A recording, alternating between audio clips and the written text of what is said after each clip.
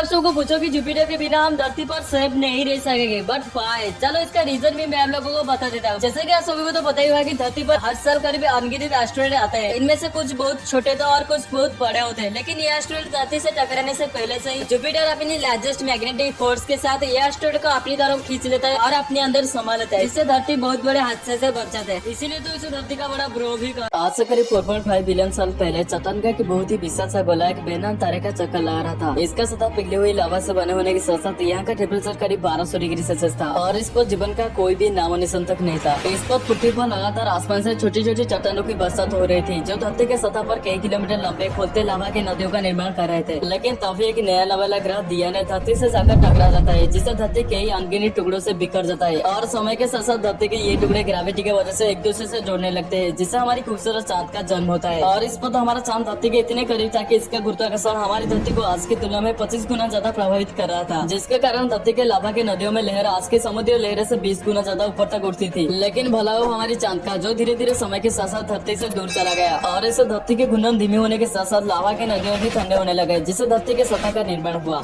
The solar system, जहाँ पर धरती के समेत इसके भाई बहन और पूरी फैमिली रहते हैं, पर इनका शुरुआत आखिर कैसे हुआ, सो जानने के लिए बने रहे वीडियो के अंत तक। दरअसल घटना है आज से करीब 4.5 बिलियन साल पहले की, जब गैस और धूल के एक विशाल बादल बने, जिसे अक्सर द सोलर नेबुला कहा जाता है। लेकिन इसके बीच में एक जोरदार विस्फोट हुआ, जिसके बाद इसके सेंटर का ग्रेविटी बहुत ही ज्यादा हाई हो गया और ऑलमोस्ट 90-80% ऑफ पार्टिकल्स इसके बीच में कलेक्ट होने लगे, जिससे हमारा सूरज का जन्म हुआ। इसके बाद फिर जो मेटल बाहर थे वो भी एक दूसरे से टकराने लगे, जिससे सभी ग्रहों, वनिग्रहों और चंद्रों का शुरुआत हुआ। लेकिन इनमें से जो पार्टिकल्स ना ही सूरज के साथ मिले और ना ही ग्रहों के साथ, वो आखिर में बने एस्टेरॉइड्स। तो इसी के साथ ये ब्यूटीफुल सौरमंडल का शुरुआत हुआ। ये हमारे सोलर सिस्टम में कुल 8 प्लैनेट्स होते हैं, जिनमें से 4 आंतरिक है, जैसे कि बुध, शुक्र, पृथ्वी और मंगल, और 4 बाहरी ग्रह बृहस्पति, शनि, यूरेनस और नेपच्यून। इस तरह अगर हम इन 2 टाइप्स ऑफ प्लैनेट्स के बीच में कंपैरिजन करें तो आकार की दृष्टि में ये बहुत ही छोटे होने के साथ साथ रॉक मेटल से बने होते हैं, जबकि इनका आकार बहुत ही बड़े होने के साथ साथ ये गैस से बने होते हैं और इनके पास ना ही कोई रिंग सिस्टम होता है, जबकि ये सब तो पूरी ताज लेकर घूमते हैं। अगर चंद्रों की बात करें तो इनके पास बहुत ही कम होता है और कुछ के पास तो बिल्कुल नहीं होता, जबकि इनके पास बहुत ही ज्यादा चंद्राएं होते हैं। और हर एक चीज जो इन 2 तरह के प्लैनेट्स को बीच में ही अलग करता है, वो है एस्टेरॉइड बेल्ट। जैसे क्या सभी को तो पता ही है कि हमारा धरती करीब 4 लेयर से बना होता है, जिसका सबसे आंतरिक भाग को इनर कोर यानी आंतरिक कोर कहा जाता है। ये लगभग 1220 किलोमीटर तक फैला हुआ है, जो ज्यादातर लोहे और निकल से बना हुआ है। यहाँ का टेम्परेचर करीब 5400 डिग्री सेल्सियस पर गर्म होता है। इसके बाद आता है आउटर कोर यानी बाहरी कोर, जो लगभग 2400 किलोमीटर मोटी एक तरल लोहे और निकल से बना हुआ है। यहाँ का टेम्परेचर भी 4500 डिग्री सेल्सियस से लेकर 5000 डिग्री सेल्सियस तक रहता है। और इसके बाद आता है मेटल, जो करीब 2900 किलोमीटर मोटाई के साथ यह पृथ्वी के सबसे मोटी परत होता है, जो ज्यादातर लोहे, मैग्नीशियम और सिलिकॉन से बना हुआ है, जहाँ का टेम्परेचर करीब 200 डिग्री सेल्सियस से लेकर 4000 डिग्री सेल्सियस तक पहुँच जाता है। मेटल के बाद आता है क्रस्ट, जिसे अक्सर धरती का ऊपरी सतह कहा जाता है। सैटर्न सौरमंडल का सबसे चपटा ग्रह है। इसका ध्रुवीय व्यास इसके भूमध्य रेखीय व्यास का लगभग 90% होता है, जो इसका कम घनत्व और तेजी से घूमने का कारण है। शनि हर 10 घंटे 34 मिनट में अपने ऑर्बिट में एक चक्कर लगाता है, यानी इसका एक दिन करीब 10 घंटे 34 मिनट का होता है, जो इसे सौरमंडल में किसी भी ग्रह का दूसरा सबसे छोटा दिन देता है। जबकि इसे सूर्य का एक चक्कर लगाने के लिए करीब 29.4 पृथ्वी वर्ष का समय लगता है, यानी इसका एक साल करीब पृथ्वी का 29.4 साल का बराबर होता है। ऐसा इसलिए है क्योंकि सूर्य से इसका दूरी लगभग 1.4 बिलियन किलोमीटर है। यह दूरी से सूर्य का प्रकाश सूर्य से शनि तक आने में करीब 80 मिनट का समय लगता है, जबकि यह प्रकाश सूर्य से पृथ्वी तक आने में सिर्फ 8 मिनट 20 सेकंड का वक्त लगता है। इस साल का एटमॉस्फेयर 95% कार्बन डाइऑक्साइड, 3% नाइट्रोजन और 1.6% आर्गन से बनने के साथ साथ मंगल पर ऑक्सीजन लेवल बहुत कम होने के कारण आप यहाँ पर सांस नहीं ले पाओगे। ठीक उस तरह मंगल का बायोमेटेरियल दबाव बहुत कम होने के कारण इसके सतह पर तरल पानी ज्यादा समय तक मौजूद नहीं रह सकता, लेकिन इसका उत्तरी और दक्षिण गोलार्ध में 2 बर्फ की चोटियां मौजूद है। अगर हम इसके टेम्परेचर की बात करें तो मंगल का एवरेज टेम्परेचर -63 डिग्री सेल्सियस तक रहता है, जबकि गर्मियों के मौसम में ये 20 डिग्री सेल्सियस तक रहता है। तब सर्दियों के मौसम में ये घटकर -130 डिग्री सेल्सियस तक पहुँच जाता है।